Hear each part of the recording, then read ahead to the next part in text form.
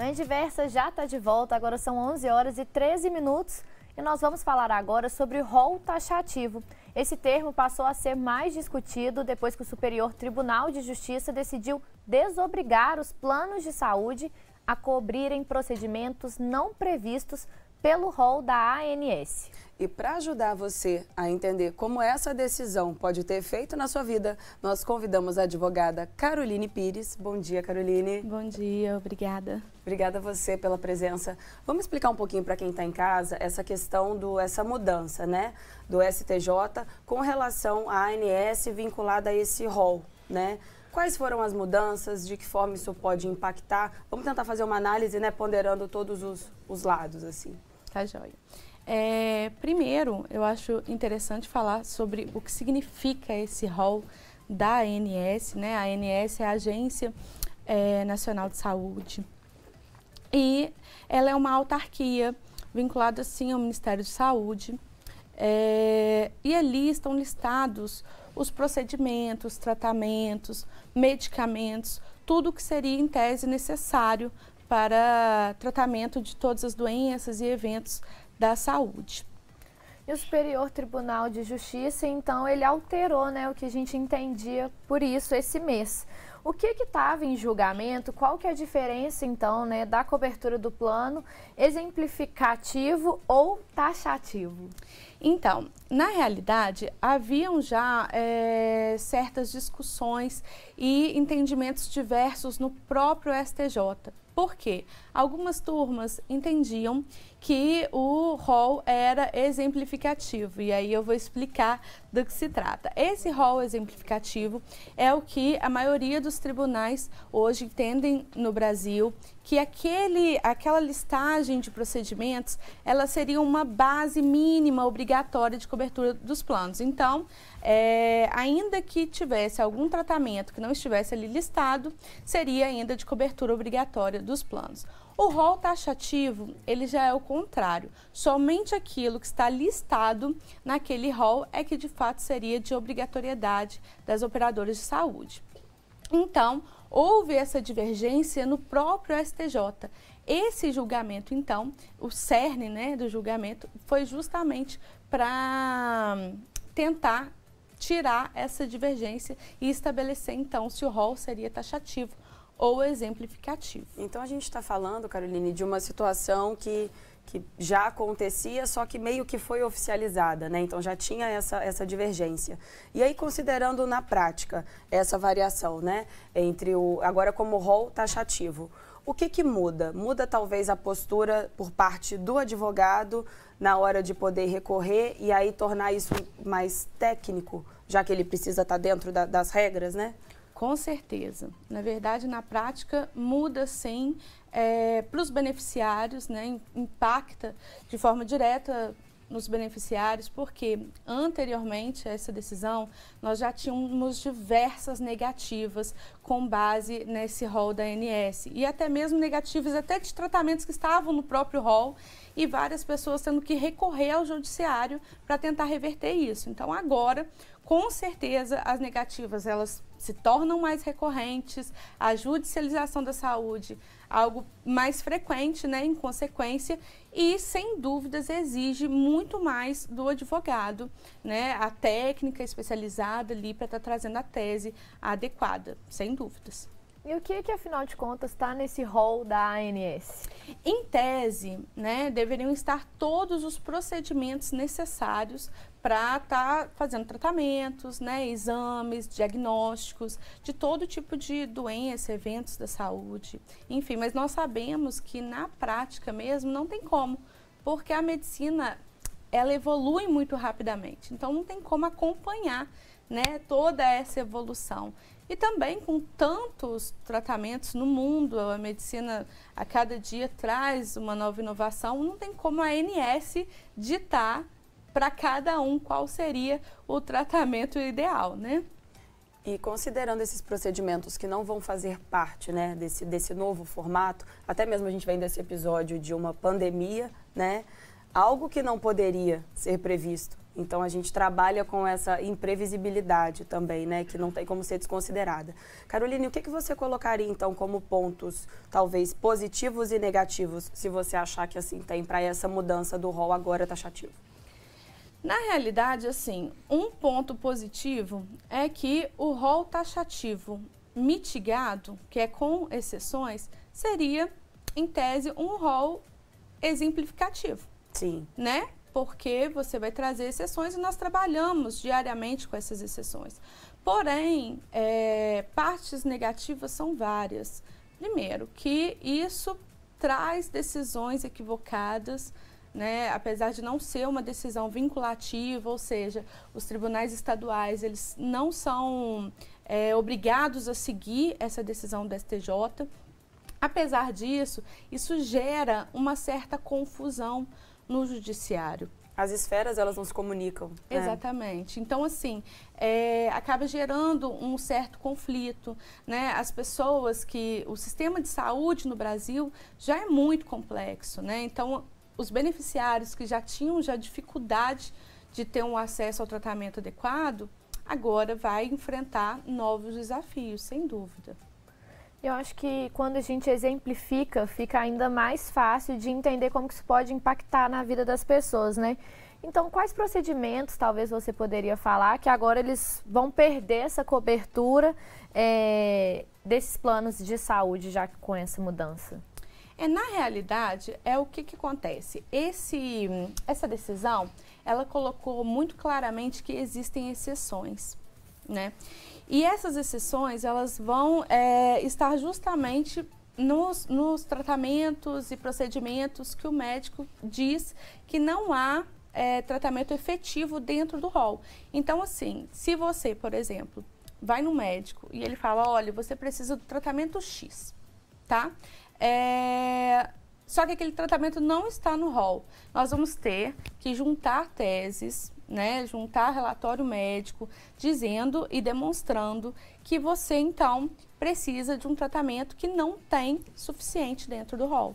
Você precisa de um tratamento específico. Claro, você é uma pessoa, né, com as suas características, a sua individualidade, enfim, não tem como generalizar para todo mundo. Então, a gente está falando aqui de uma maior burocratização, e quando a gente fala de burocracia aqui no Brasil, a gente sabe, então, que realmente talvez ter mais filas para a pessoa tentando aí esse atendimento, porque até comprovar, até, né, ser visto isso? Infelizmente, nós somos advogados especialistas na saúde.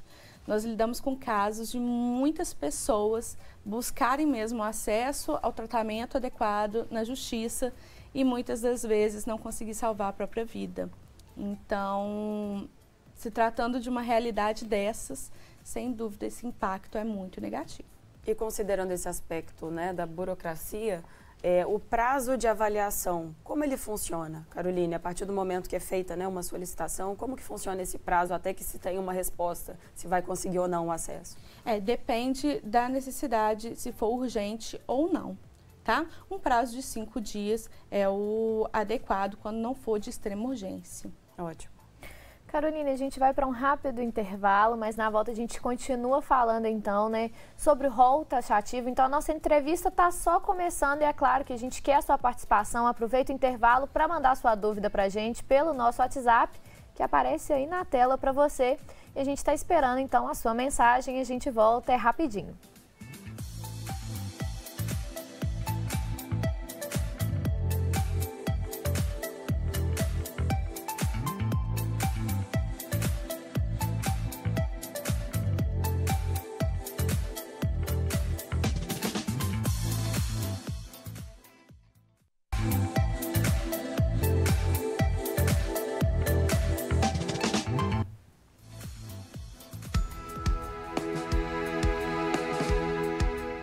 Os serviços de imunização do posto de puericultura em Pouso Alegre foram transferidos para o centro de vacinação da cidade.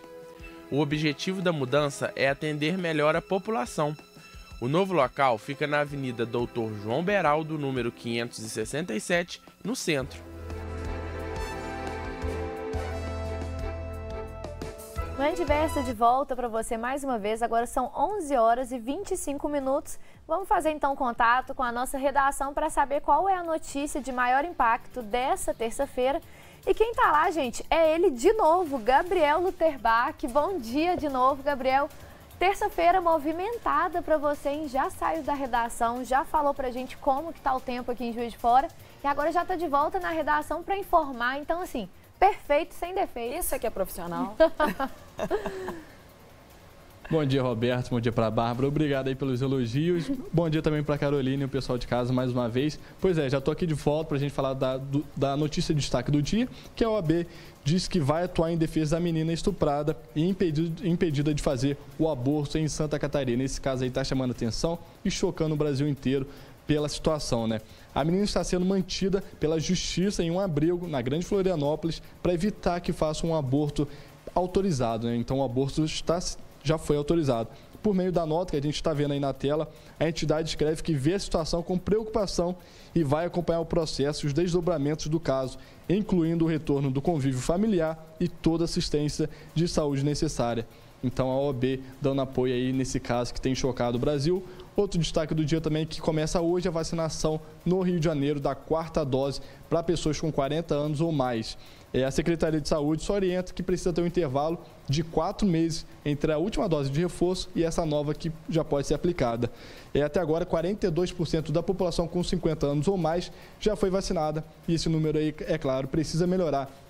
A gente precisa atingir aí 100%, né, gente? E é importantíssimo lembrar e é importantíssimo também salientar a importância da vacinação, visto que a gente já falou aí no início do programa sobre a chegada do inverno e com isso os sintomas gripais estão aumentando. No Rio de Janeiro, por exemplo, aumentou 60%. Então, na dúvida aí se é Covid, se é gripe, é importante estar vacinado, até por conta dessas síndromes respiratórias que estão voltando, né? Então, esses são alguns destaques do dia e outros destaques que você também pode conferir na tela da Diversa, das 9 horas até as 10 horas, no jornal Diversa em Rede. A gente volta aí com vocês, meninas. É isso aí, Gabriel. E aproveitando então que você falou da vacina, na semana passada a gente trouxe o imunologista Mário Lúcio, doutor Mário Lúcio, e que ele tirou todas as dúvidas, porque tem muita gente com dúvidas novas aí quando a gente fala de Covid, né, Gabriel? A respeito, será que é melhor a minha 4ª dose ser diferente da minha 3ª? E, em resumo, para quem ainda não assistiu esse programa e que está lá no nosso YouTube, ele falou que vacina boa é vacina no braço, então nada de escolher.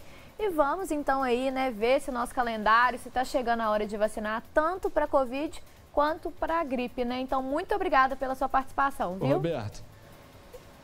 E fazendo um adendo também, que está disponível também nas redes sociais, ele falou sobre a importância da dose de reforço, é por conta da vacinação ainda só suprir aí de 6 meses a 8 meses, então é por isso que a vacinação vai caindo e a gente precisa tomar essas doses de reforço. Então é muito importante estar tomando essa dose de reforço para poder evitar quaisquer problemas, né, Roberto? E diante de sintomas, né, o que ficou foi a reflexão também do nosso entrevistado, em que ele falava sobre o olhar para o outro, né? Então, diante de sintomas e tal, a gente tem que se cuidar, fazer a nossa parte, que tudo dá certo.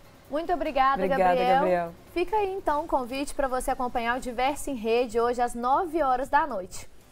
Agora sim, voltamos com o nosso bate-papo sobre o benefício de prestação, na verdade não é o benefício de prestação, o TPM... São tantas os assuntos que a gente tem para trabalhar, porque a gente inclusive essa semana também, semana passada, Carolina, a gente falou sobre o BPC, né, a diferença do BPC para aposentadoria. Cada semana que a gente aprende uma coisa nova, mas agora a gente não está falando de aposentadoria, a gente está falando de saúde. E um tema aí bastante importante e que, como a gente viu na nossa primeira parte do bate-papo, que vai afetar a vida de muitas pessoas, né? E aí eu queria saber se você considera, então, uma ameaça real para esses consumidores de planos de saúde, né? Que podem ser privados, então, na possível tentativa, né? Eu preciso desse tratamento, de acessar esse tratamento mediante a prescrição médica, e isso ser impedido agora aí com essa mudança. Como que fica realmente nesse cenário pandêmico que a Bárbara também já trouxe um pouco pra gente? Sem dúvida, vai impactar negativamente, né? Principalmente porque no Brasil nós já temos um alto índice de judicialização de saúde justamente pelas negativas dos planos. E como nós já tínhamos negativas tanto dentro do rol da ANS quanto por estar fora do rol, agora, sem dúvida, essas essas negativas vão aumentar muito. Muitas pessoas estão, até mesmo muitas mães de autistas, né? Eu falo mães porque a maioria das mães é que estão ali, né, brigando pela causa. Enfim, muitas mães de autistas me procuraram logo que veio essa decisão, com medo. E o tratamento do meu filho? Como que vai ser? Vai ser suspenso? Agora vai ser interrompido? E em tese não, tá? As operadoras, elas não podem simplesmente cancelarem ou interromper qualquer tipo de tratamento sem que tenha uma decisão judicial para isso. Nossa, esse ponto então é fundamental. Essa interrupção, ela não é possível. Se a pessoa já tem acesso... Não, se houver, é completamente abusiva. Sim. Mas isso vai afetar, então, para quem ainda não tem esse tipo de tratamento, por exemplo, as mães, os pais que têm filhos autistas e que ainda não tinham esse tratamento. E aí agora vão precisar solicitar. E aí vai ser mais difícil? Muito provavelmente terão que recorrer ao judiciário, sim. E aí entra aquele ponto que eu falei mais cedo, Caroline, sobre essa questão técnica. O que muda de fato vai ser esse processo ou vai ser a postura por parte do advogado na solicitação? Vai ser, na verdade, os requisitos, né? Agora, houveram novos requisitos, novas exigências para que possamos ter um resultado final favorável. Então, assim, é o que eu sempre digo. Os advogados especializados, eles não focam somente na liminar, que é aquela decisão provisória inicial, né, de urgência. Os advogados especializados focam no resultado final. Por quê? Muitos desses tratamentos de saúde, né, eles não são ali somente para aquele momento, é para uma vida inteira, principalmente nesses casos até mesmo de autismo, né? Então, são pacientes que vão uma vida inteira necessitar daqueles tratamentos especializados. Então, por isso que o foco é sempre no resultado final. E sim, sem dúvida, a adequação dos advogados, né, buscando aí estratégias, técnicas dentro da especialidade, isso vai fazer toda a diferença. Agora, mais do que nunca, eu sempre oriento, busquem um profissional especializado para te ajudar no momento da sua demanda da saúde. Esse tratamento, então, que ele não é pontual, né? Ele é contínuo, como é no caso, né, de pessoas autistas. Então, ele tem várias sessões. Como que fica essas sessões? Eles podem, talvez, limitar o número, por exemplo. A gente vai oferecer 10 sessões só para o seu filho e depois aí vai ter que ser de uma outra maneira. Ou em que pé que está, né, esse tratamento contínuo quando a gente fala, então, das pessoas com autismo?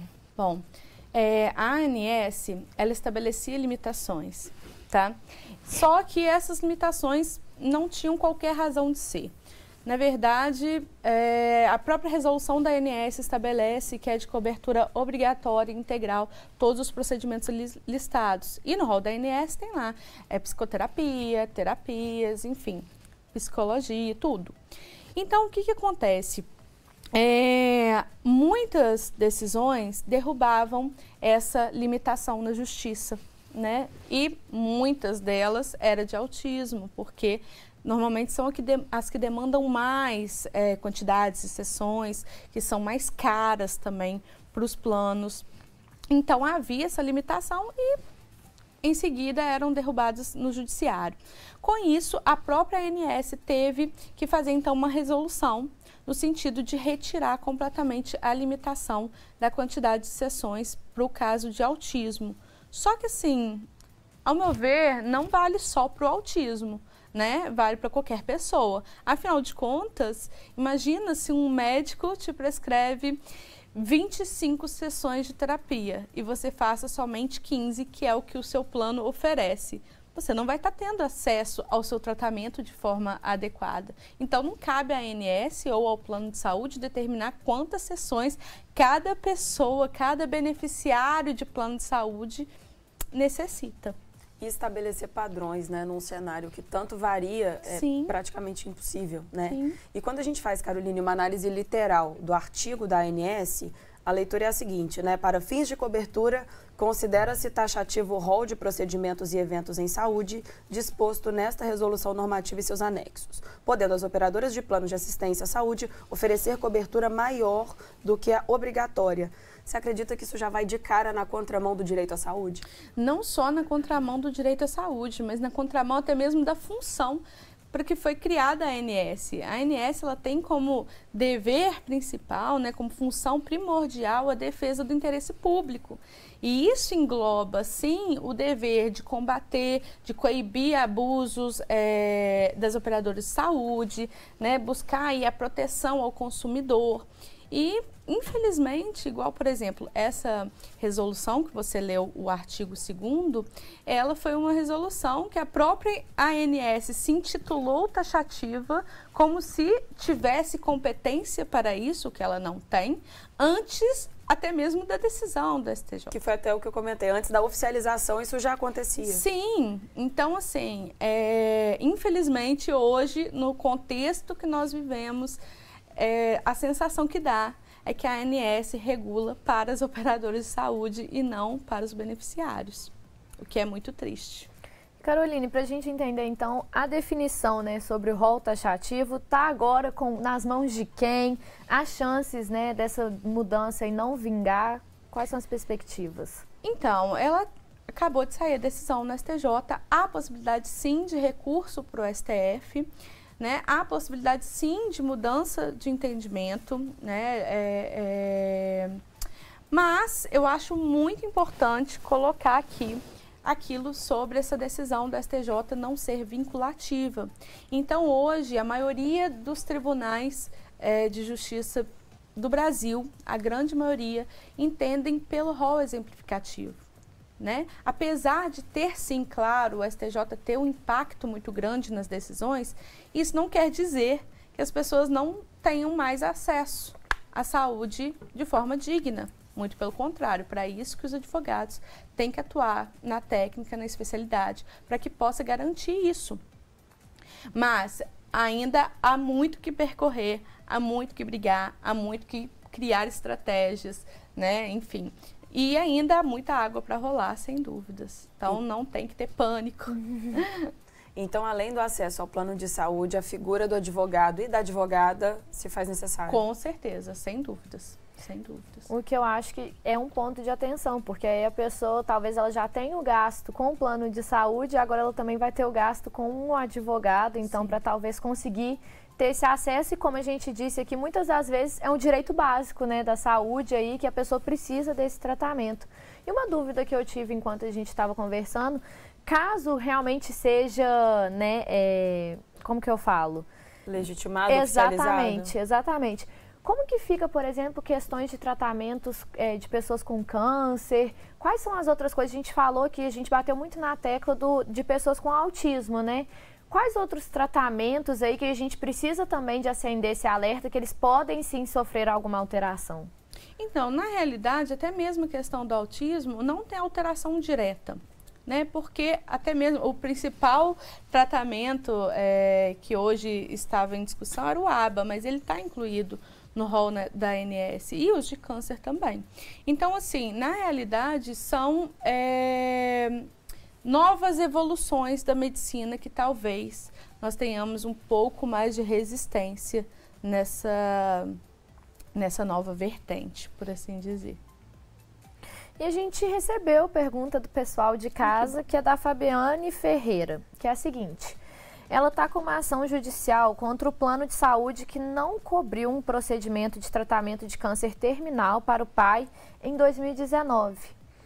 Ela venceu na primeira e na segunda instância, mas agora ela quer saber se com essa mudança, né, pode mudar também a jurisprudência e se ela pode talvez perder essa ação no STJ. Pode acontecer sim de mudar o entendimento, mas não é determinante, tá? Porque ali dentro do processo, com certeza, tem vários documentos que comprovam a necessidade, né, o porquê da negativa do plano. Enfim, se houve já decisões favoráveis, nem tudo está perdido. Nós podemos ter, sim, a permanência disso, até mesmo porque essa questão do rol taxativo é um taxativo mitigado que tem exceções. Então, se o caso engloba na exceção, com certeza. E Caroline, você acha que essa decisão pelo rol taxativo, ela pode sobrecarregar, por exemplo, a justiça, porque vai demandar mais, o próprio Sistema Único de Saúde, né, o próprio SUS, para quem não vai conseguir agora recorrer a outros, né, outros meios, você acha que pode sobrecarregar? Com certeza, porque, na verdade, né, a saúde ela se trata de uma questão até mesmo de dignidade da pessoa humana. A pessoa que necessita, ela vai procurar todos os recursos que ela precisar. Então, o judiciário, sem dúvidas, vai sobrecarregar muito. Mas, de qualquer forma, eu achei também muito interessante a maneira como você clareou as ideias para não trazer esse pavor, né? Porque eu acho que qualquer mudança, ela num primeiro momento, ela estimula o medo e aquela insegurança, ainda mais quando o assunto é saúde, né? Mas você veio aqui dar essa tranquilizada, mostrando, óbvio, né, a necessidade desse olhar para a situação, até por parte mesmo dos próprios advogados e advogadas Sim. que vão ter que se adaptar, né? Mas, assim, sem dúvida, eu acho que foi muito esclarecedor, né? Ai, que bom. Sim, muito obrigada, Caroline, Obrigada. pela sua participação, porque é isso, assim, a nossa intenção com os temas aqui do Manhã Diverso não é trazer alarde para ninguém, o pessoal falar, né, sair do Manhã Diverso todo preocupado, mas sim mais informado, porque essas questões, elas têm que ser discutidas, sim. Eu acho que quanto mais conhecimento a gente tem, principalmente de direitos, né, nossos e, assim, Claro. benefícios, então melhor, né? Então, muito obrigada. Obrigada. Eu digo que no direito à saúde, informação é vida. É, literalmente, né? Muito obrigada, Literalmente. viu? Obrigada. Tchau, tchau, gente. Bom dia. E no próximo bloco tem a finalização do Bora Hangar e hoje o chefe Arthur Veloso está trazendo um doce de abóbora com coco para ninguém botar defeito. Agora são 11 horas e 41 minutos e a gente volta já já.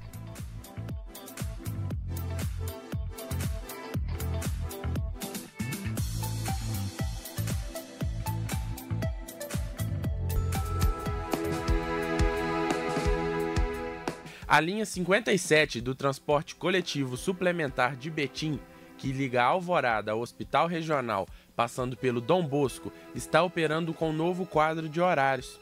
Agora são 6 viagens a mais durante os dias úteis.